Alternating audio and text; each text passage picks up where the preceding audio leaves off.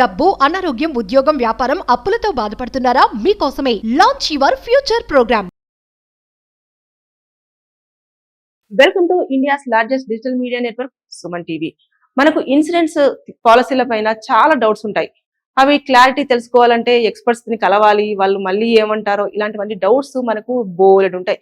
వాటిని అన్నింటినీ క్లియర్ చేసుకోవడం కోసం మనతో రిటైర్డ్ బ్యాంక్ మేనేజర్ అలాగే ఇన్సూరెన్స్ ఎక్స్పర్ట్ జ్యోతి గారు ఉన్నారు. వారిని అడిగి మనం అన్ని వివరాలు తెలుసుకుందాం. నమస్కారం మ్యామ్.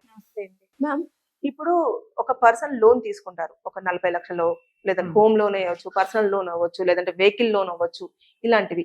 ఆ లోన్ తీసుకున్నప్పుడు అన్ఎక్స్పెక్టెడ్ గా ఆ పర్సన్ కొన్ని కారణాలు చనిపోతారు. చనిపోయినప్పుడు ఆ లోన్ రెస్పాన్సిబిలిటీని వాళ్ళ ఇంట్లో వాళ్ళు ఖచ్చితంగా తీసుకొని కట్టాలంటారా, లేదంటే బ్యాంక్ వాళ్ళు వద్దులే ఇంకా చనిపోయారు కదా మనిషి డెత్ సర్టిఫికేట్ తీసేసుకొని హోల్డ్ చేస్తారంటారా? అంటే మీరు అడిగిన మామూలు పరిస్థితుల్లో అయితే మరి లోన్ అంటే బ్యాంకు లోన్ ఇచ్చారంటే లోన్ కట్టాలి కదా. వ్యక్తి చనిపోయినా బ్రతికున్నా అంటే మీకు వివరంగా చెప్పాలంటే బ్యాంక్ అన్నది ఒక ప్రైవేటు వ్యాపార సంస్థలా కాదు, పబ్లిక్ మనీతో బిజినెస్ చేస్తాం. అప్పుడు మీరు 10 మంది వేసిన డిపాజిట్లోంచే మేము ఇంకో 10 మందికి లోన్లు ఇస్తాం. అంటే అక్కడ ఏంటి, అది బ్యాంకు దగ్గర ఉన్న డబ్బులు కాదు, పబ్లిక్ మనీతో మేము వ్యాపారం చేస్తున్నాం. సో మేము చాలా జాగ్రత్తగా ఉండాలి. అంటే ఇప్పుడు నా డబ్బులు అయితే నేను ఇంకా వదులుకోవచ్చు, నేను ఎవరికైనా అప్పు ఇచ్చినవి సరే అయ్యో పాప వాళ్ళు కట్టలేరు, లేకపోతే వాళ్ళకి శక్తి లేదు, లేకపోతే వాళ్ళు కట్టలేక అదే ఎగవేత వేస్తారు, అలాగే చేయొచ్చు. నేను అనేది ఏంటంటే నా డబ్బులు అయితే నేను ఆలోచించదు. కానీ ఇక్కడ ఏంటంటే మనము ప్రజల డబ్బుతో వ్యాపారం చేస్తున్నాం బ్యాంకులో. సో చాలా జాగ్రత్తగా ఉండాలి. 1 రూపాయి కూడా వృధాగా మనం వదిలేయడానికి లేదు. అందుకని ఈ పరిస్థితులు ఏంటంటే మీరేంటి అడుగుతున్నారంటే ఆ లోన్ తీసుకున్న వ్యక్తి హౌసింగ్ లోన్ అవ్వచ్చు, వెహికల్ లోన్ అవ్వచ్చు, ఎనీ లోన్ చనిపోతే ఏంటి పరిస్థితి. ఇక్కడ ఏంటంటే మనము ఈ ఇబ్బంది అక్కడ లోను తీసుకున్న అతనికి బ్యాంకుకి ఇబ్బంది రాకుండా బ్యాంకులో ఏంటంటే ఒక పద్ధతి మనం చేసుకుంటున్నాం. అదేంటంటే లయబిలిటీ ఇన్సూరెన్స్ అంటారు. అంటే మేము ఒక అంటే బ్యాంకులు ఒక ఇన్సూరెన్స్ కంపెనీతో మేము ఒక ఒప్పందం చేసుకుని వాళ్ళతో ఏంటంటే ఈ లోన్ ఇవ్వగానే మేము ఆ లోన్కి ఇన్సూరెన్స్ చేస్తాం. అంటే మామూలుగా ఏంటి, పర్సన్ ఇన్సూరెన్స్ చేసుకోవడం మీరు వినుంటాము. అవును, లైఫ్ ఇన్సూరెన్స్ అవ్వచ్చు, హెల్త్ ఇన్సూరెన్స్ అవ్వచ్చు, వేరే ఏ ఇన్సూరెన్స్ అయినా వెహికల్ ఇన్సూరెన్స్ పర్సన్ చేసుకుంటారు. ఇక్కడ ఏంటంటే మనం లోన్కి ఇన్సూరెన్స్ చేస్తున్నాం, పర్సన్ కాదు. అప్పుడు ఏమవుతుంది, ఆ వ్యక్తి చనిపోయాడు, ఆ వ్యక్తి చనిపోతే లోన్ ఎవరు కట్టాలి అన్న సమస్య రాకుండా అప్పుడు ఏ ఇన్సూరెన్స్ కంపెనీతో ఈ బ్యాంకు ఒప్పందం చేసుకున్నారో ఆ ఇన్సూరెన్స్ కంపెనీ కడతారు. దీనివల్ల వాళ్ళకు బెనిఫిట్ ఏంటి? ఇప్పుడు ఇన్సూరెన్స్ లోన్ కట్టుతారు కదా, మరి వాళ్ళకు మనీ ఎలా? ఎవరికి?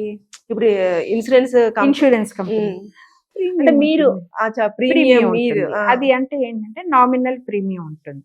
అంటే జనరల్గా మీరు హౌసింగ్ లోన్ లాంగ్ టర్మ్ తీసుకుంటారు, మినిమం 15 years 20 years అలా తీసుకుంటారు. కాబట్టి ఆ అన్నాళ్ళు ప్రీమియం అంటే అది కూడా నామినల్ ప్రీమియం ఉంటుంది, కట్టుకోలేనంత కాదు.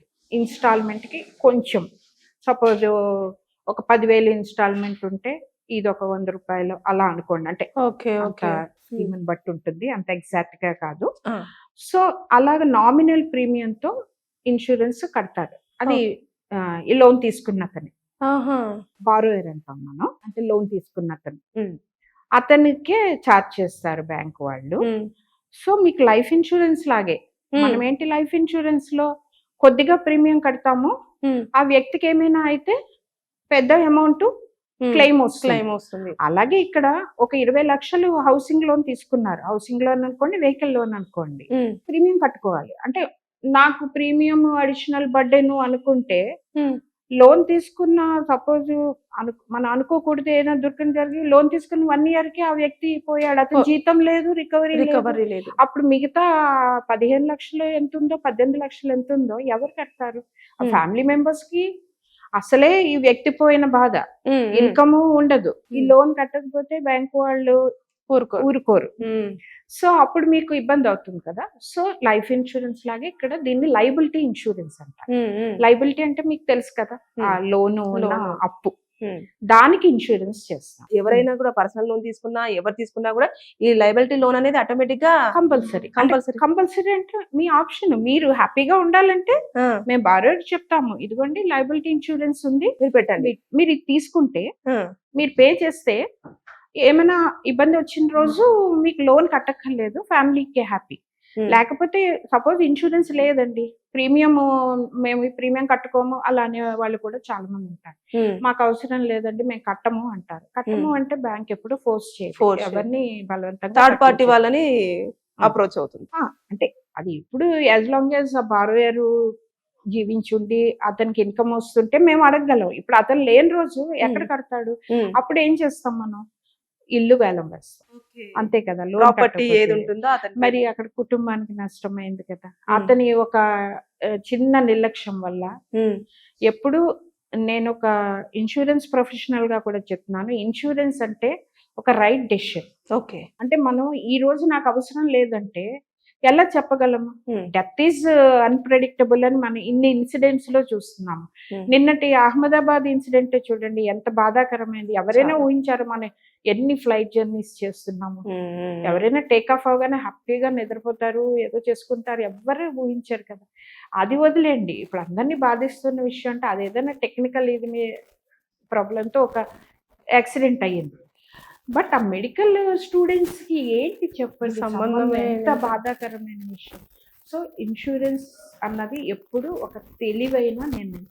ఓకే, అది లయబిలిటీ ఇన్సూరెన్స్ అవనండి, లైఫ్ ఇన్సూరెన్స్ అవనండి, హెల్త్ ఇన్సూరెన్స్. ఓకే, లయబిలిటీ అయితే తప్ప మీరు మిగతా అయితే కంపల్సరీగా ఇల్లు వేలం వేయడం కానివ్వండి, వాళ్ళ దగ్గర ఏ ప్రాపర్టీ రికవరీ చేసుకోవాలి కదా, వదిలేలేరు కదా. అది అంటే ఇప్పుడు లయబిలిటీ తీసుకోకపోతే ఖచ్చితంగా ఇప్పుడు ఇన్సూరెన్స్ నేను చేసుకోలేదు మేడం, లోన్ తీసేసుకోలేదు, నా దగ్గర ప్రాపర్టీ కూడా ఏమీ లేదు. ప్రాపర్టీకే కదా హౌసింగ్ లోన్ ఇచ్చేది. ఓకే, దానికి ఒకవేళ నేను పర్సనల్ లోన్ తీసేసుకున్నాను, అప్పుడు పర్సనల్ లోన్ కి అయితే జనరల్ గా ఖచ్చితంగా చేస్తాం ఇన్సూరెన్స్. అదే మేడం, ఇప్పుడు పర్సనల్ లోన్ నేను తీసుకున్నాను, ఒక 40 లక్షల బెనిఫిట్స్ వస్తాయి కదా. అంటే మనం పర్సనల్ లోన్ ఇచ్చేటప్పుడు ఏంటంటే అతను ఏ పర్టికులర్ ఆర్గనైజేషన్ లో వర్క్ చేస్తున్నాడో వాళ్ళ దగ్గర ఒక అండర్టేకింగ్ లెటర్ తీసుకుంటాం. That is one of the procedures bank personal loan ఇచ్చేటప్పుడు. ఎందుకంటే మీకు సెక్యూరిటీ ఉండదు కాబట్టి, బ్యాంక్ సపోజ్ ఒక డిపార్ట్మెంట్ లో వర్క్ చేస్తున్నారు, గవర్నమెంట్ డిపార్ట్మెంట్ కానీ ప్రైవేట్ డిపార్ట్మెంట్ కానీ, వాళ్ళ దగ్గర అండర్టేకింగ్ తీసుకుంటారు, ఇతను లోన్ కట్టకపోతే మేము బాధ్యత వహిస్తాం. బాధ్యత అంటే వాళ్ళు రిటైర్మెంట్ బెనిఫిట్స్ లోంచి పే చేస్తారు. ప్రైవేట్ అంటే సాధారణంగా పర్సనల్ లోన్స్ అంటే డిపెండింగ్ ఆన్ కేస్ టు ఇవ్వము అని చెప్పము మేము, depending on case to case. అంటే ఇవ్వకూడదు ఇవ్వము అని కాదు, depending on case to case. Okay okay, అంటే మీరు అన్ని జాగ్రత్తగా చూసుకున్న తర్వాతనే మీరు ఏదైనా పర్సనల్ లోన్ అయితే చాలా కేర్ఫుల్ గా చూసుకుంటారు. అదే హోమ్ లోన్ అయితేనేమో వాళ్ళ ప్రాపర్టీ సెక్యూరిటీ ఉంటుంది కాబట్టి మీరు ఇచ్చేస్తారు. అదే గవర్నమెంట్ ఎంప్లాయ్ అయితేనేమో కంపెనీ నుంచి 100 టేక్ ఫామ్ తీసేసుకుంటారు. అంటే ఈ లెక్కన చూసేసుకుంటే మనం లయబిలిటీ ఎప్పుడైనా లోన్ తీసుకున్నప్పుడు లయబిలిటీ ఇన్సూరెన్స్ పెట్టేసుకుంటేనే హ్యాపీ. ఆ లోన్ లయబిలిటీ లోన్ పెట్టేసుకుంటే మనము ఒకవేళ ఇన్ కేస్ ఎప్పుడైనా అనుకోకుండా చనిపోతే ఫ్యామిలీ మెంబర్స్ సేఫ్ అన్నట్టు, అంతే కదా. అంటే మీకు ఇక్కడ అర్థం అవ్వాలంటే నేను చెప్పేది అదే, దేనికైనా ఇన్సూరెన్స్ అన్నది ఒక షీల్డ్, ప్రొటెక్షన్. అంటే నాకు అవసరం లేదు, నేను చాలా బలవంతుని. ఇప్పుడు అంటే చిన్న వేరియేషన్, ఇప్పుడు మీకు కరోనాయే ఉంది, చాలా మంది ఏమనుకున్నారు, నాకు చాలా నేను హెల్దీ నాకేమీ అవ్వదు అనుకున్న వాళ్ళు, మనం అనుకోకూడదు కానీ దురదృష్టవశాత్తు వాళ్ళే బలయ్యారు. మీకు అదే చెప్తున్నాను, ఆ ఇన్సూరెన్స్ అన్నది ఎక్కడైనా మీరు ఇండివిజువల్ గా తీసుకోండి, ఒక బ్యాంక్ లో తీసుకోండి, లేకపోతే ఒక ట్రావెల్ లో తీసుకోండి, ఇన్సూరెన్స్ అన్నది ఒక ప్రొటెక్షన్. మనకి అదే కదండి, వెస్ట్రన్ కంట్రీస్ లో వాళ్ళు అంత హ్యాపీగా ఆరాంగా ఉండడానికి కారణం ఏంటి? అడుగేస్తే ఇన్సూరెన్స్. వాళ్ళకి ఇన్సూరెన్స్ లేకపోతే ఇన్సూరెన్స్ లేకపోతే అసలు గుమ్మల నుంచి అడుగు బయటకు వేయరు, అందుకే వాళ్ళు హ్యాపీగా ఉంటారు. మనకి మన దేశంలో ఏంటంటే చెప్పకూడదు కానీ బాధాకరమైన విషయం అంటే, as per present statistics only 6% are covered under life insurance. 100లో 6%. ఎగ్జాక్ట్. అదర్ ఇన్సూరెన్స్ తీసుకుంటారు, ఎందుకంటే ఇప్పుడు మీరు కార్ కొనుక్కున్నారు, దానికి ఇన్సూరెన్స్ లేకపోతే రోడ్ మీద నడవడానికి లేదు, రోడ్ మీద కార్ తీసుకెళ్ళడానికి లేదు, కంపల్సరీగా తీసుకున్నారు. సో ఇలా ఉన్నప్పుడు లైఫ్ ఇన్సూరెన్స్ మాత్రం మనం నిర్లక్ష్యం చేస్తున్నాం. అబ్బా అది చిన్న బాధాకరమైన విషయం. Thank you.